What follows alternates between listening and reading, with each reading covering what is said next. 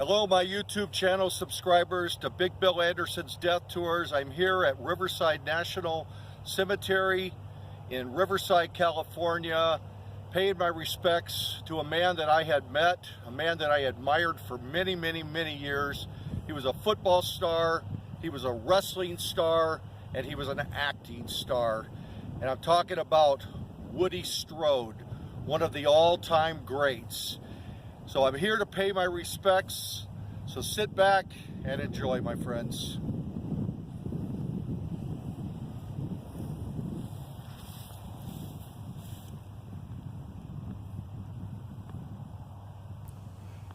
Woodrow Wilson Woolwine Strode was born in Los Angeles. His parents were from New Orleans. His grandmother was Black Cherokee and his grandfather was Black Creek. He attended Thomas Jefferson High School in southeast Los Angeles and college at UCLA, where he was a member of Alpha Phi Alpha fraternity. Woody was a world-class decathlon athlete with a 50-foot plus shot put when the world record was 57 feet, and a 6-foot 5-inch high jump when the world record was 6 foot 10 inches at the time. Strode, Kenny Washington, and Jackie Robinson starred on the 1939 UCLA Bruins football team, in which they made up 3 of the 4 backfield players.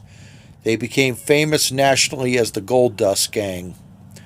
Strode made his first acting appearance in the 1941 film Sundown, playing a policeman. When World War II broke out, Strode was playing for the Hollywood Bears in the Pacific Coast Professional Football League. He was drafted at age 27 and soon joined the United States Army Air Corps and spent the war unloading bombs in Guam and the Marianas, as well as playing on the Army football team at March Air Force Base in Riverside, California, coincidentally just less than a half mile from where I am standing right now.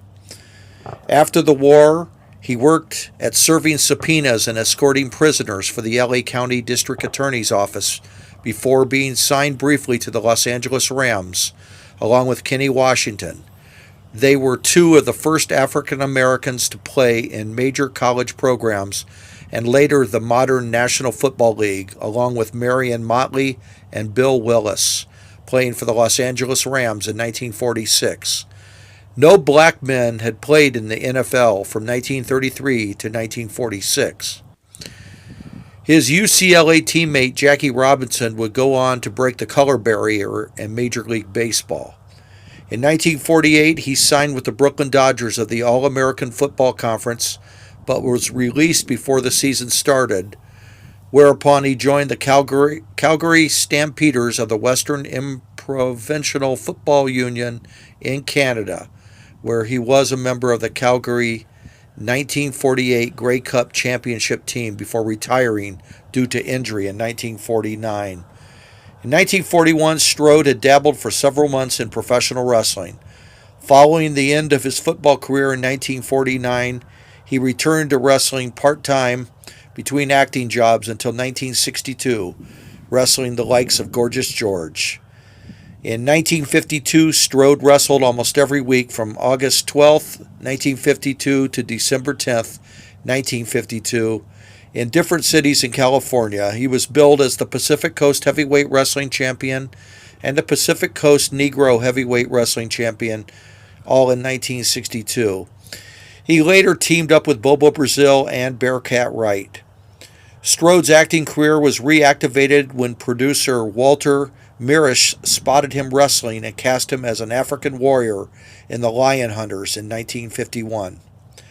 Cecil B. DeMille cast him in The 10 Commandments in 1956 as a slave at $500 a week for 5 weeks.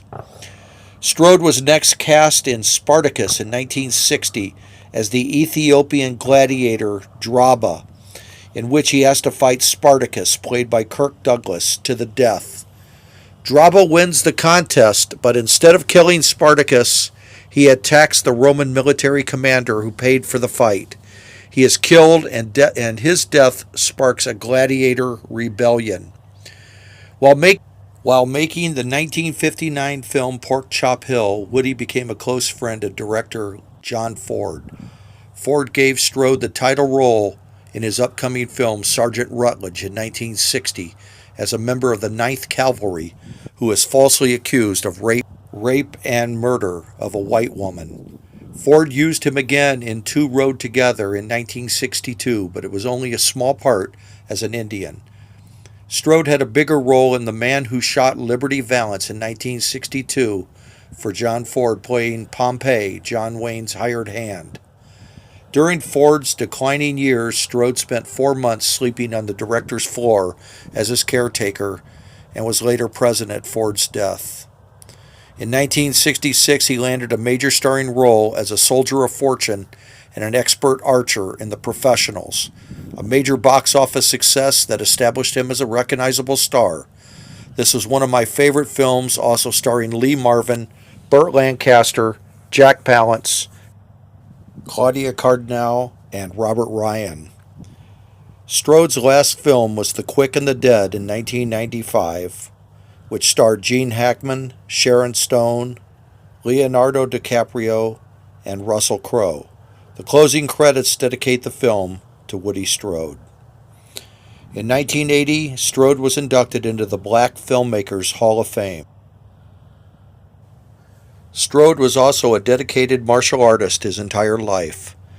Sheriff Woody of the Toy Story animated series was named after Woody Strode. I had a chance to spend some time, albeit just a few hours, with Woody Strode on March 11th, 1988, at the Sportsman's Lodge in Studio City, California. He was there for the Cauliflower Alley Club reunion. Mike Bazurki, the president, also a former actor and wrestler, had invited Mr. Strode down. He received an award that night for his contribution to acting for many years. I am here to tell you it was such an honor. One of the highlights of my entire life was meeting Woody Strode, and I have met presidents and I've met actors and most every professional wrestler around for the last 50 years. But meeting Woody Strode was a real honor. He was a sincere gentleman, and I just always admired and respected him. So Woody Strode, it's been a few years since I had a chance to come out here and pay my respects to you, and I wanted to do so today. I thank you very much, sir, for your service to the United States, for your being one of my role models growing up, and thank you, Mr. Strode, and rest in peace, sir.